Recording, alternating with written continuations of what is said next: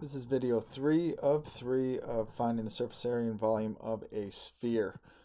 Time for a little higher level thinking here for you. We're going to take one of these two measurements, either given the surface area or the volume, and we're going to produce the other value on the sphere. So let's start with our formulas first. So surface area was 4 times pi times the radius squared, and the volume formula, volume equals 4 times pi times the radius cubed all over 3. So when we're given a value in part A, such as the surface area, so it tells us the surface area is 500 meters squared. That's kind of telling us to take our surface area formula and replace the surface area with 500 meters squared. So I'd have 500 meters squared is equal to 4 times pi times the radius squared. Now what's amazing in this whole question is we only have one variable, the radius. That's it. If we can produce the radius from this equation, we can then plug it into the volume formula and then produce the volume. So let's do this one piece at a time here. So let's get rid of everything that's happening over here to the r value.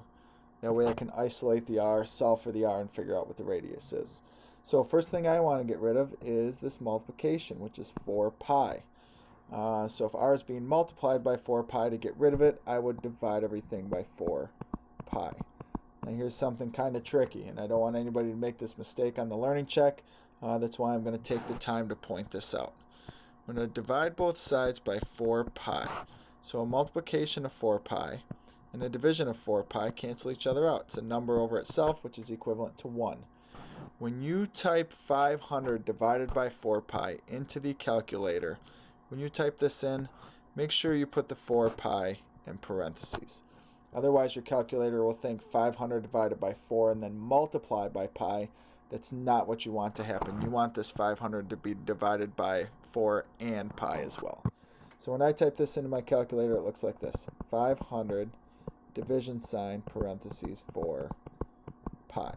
Now if you wanted to, you could do these in two separate calculations. You could do 500 divided by 4, hit enter, and then take the answer of that and divide by pi and hit enter again, and that would also produce your result. I just like to do the divisions in one and putting parentheses around it. So 500 divided by parentheses 4 pi. Now if you don't have the pi button on your calculator, remember you can do 3.14. For more accuracy, you can do 3.1415. You can type in as many decimals as you want. It doesn't really matter. So right now I have the radius squared is equal to 39.79, and I'm rounding that to the nearest hundredth. It's an irrational number. There's lots of decimal places. I'm just selecting to round to the hundredth. Okay, still have to get rid of this squared, and we've learned the opposite of squaring something is taking the square root of something. So I really want the square root of 39.79. And I get the square root of 39.79 as approximately 6.3. I'm going to leave it to the nearest tenth. I could round to more decimal places if I wanted to. It really says 6.3079, so I could see if you wrote 6.31, that would make sense to me as well. Now let's keep in mind we set out to find the other measurement. We were given the surface area, but we still have to find the volume. But this should be pretty basic to do now because I have my radius. So now I'm going to use my volume formula. 4 pi times my radius, which I know is 6.3. I'm going to cube that, and I'm going to divide it by 3. Again, we calculated the radius, therefore I can just plug that into my volume formula and calculate the volume. So let's start with 6.3 raised to the third power. That's 250.047. I'm going to multiply that by the 4 times 4, which is 1000.188, and then I'm going to divide that all by 3 in the end, and I get approximately 333 point, I'm going to go 4.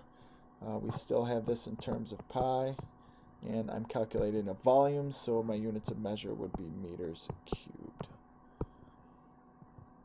Okay, so taking the surface area, the given surface area, solving for the radius inside of that formula, which allows me to take that radius and plug it into the volume formula. So now we're going to work backwards in the next question. So in the next question, we're given the volume first. So let's set the volume. Again, we want to use the volume formula first. So let's set that volume to 88 pi equal to how to calculate the volume, which is 4 times pi times the radius cubed all over 3. And again, fascinating enough, we have one variable, that's the radius. We want to get that by itself. So first thing I'd eliminate is I'm going to multiply both sides by 3 first to get rid of that division of 3. So we have 288 times 3. I'd like to point out too, I'm probably doing the longest version of this question. I know there's a lot of you out there that can probably simplify this quicker. You are more than welcome to do so.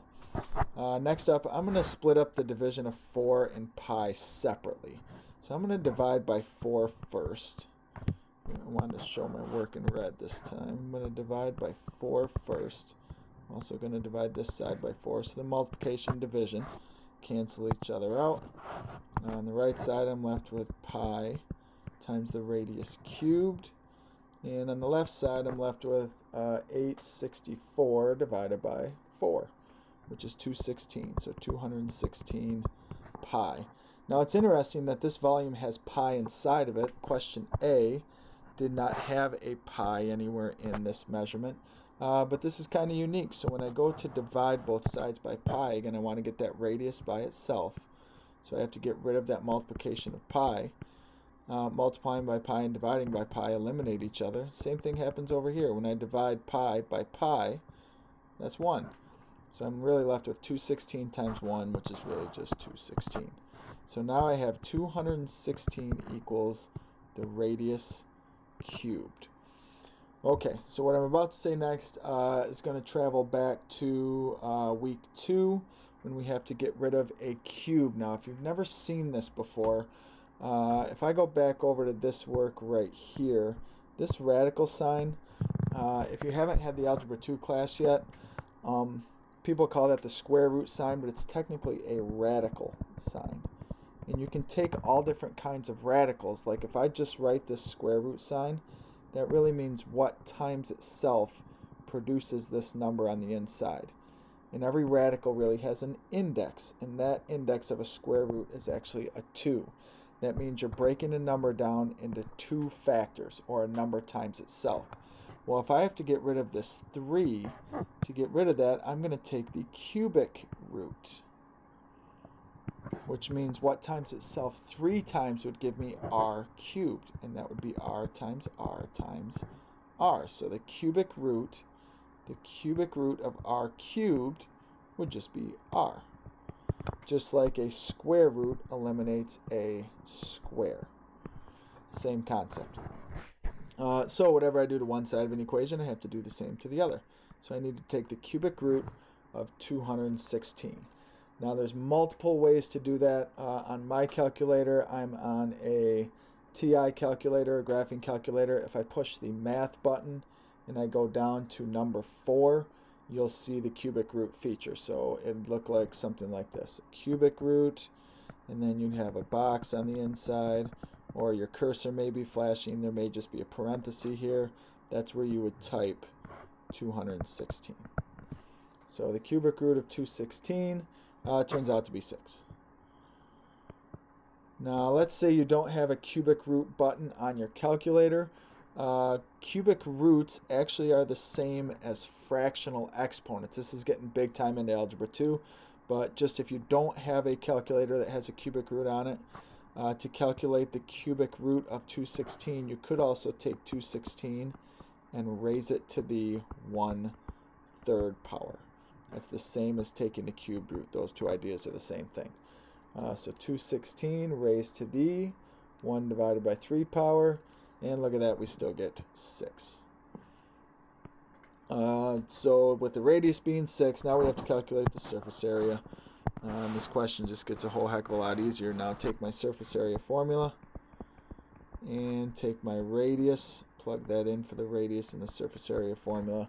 And now we have 6 squared is 36. Let's do a little mental math here. 4 times the 3 is 12. So 4 times, that's a 3 in the tens place. So 4 times 30 would be 120.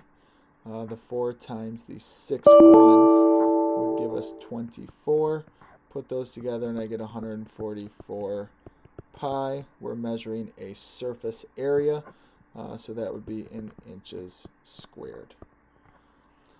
Okay, want to give a quick shout out to all you folks that have been watching these videos.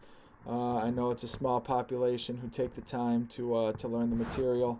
I know you folks that are watching these videos are probably watching the enrichment videos as well. I just want you folks to know how much I appreciate you, how high achieving of not just students but people that you are. Don't lose sight of the little details and doing everything you can to learn something, because this trait that you guys have is going to carry you a very long way in life. So thank you for listening. I hope you learned something. Take care, stay safe, and have a great summer.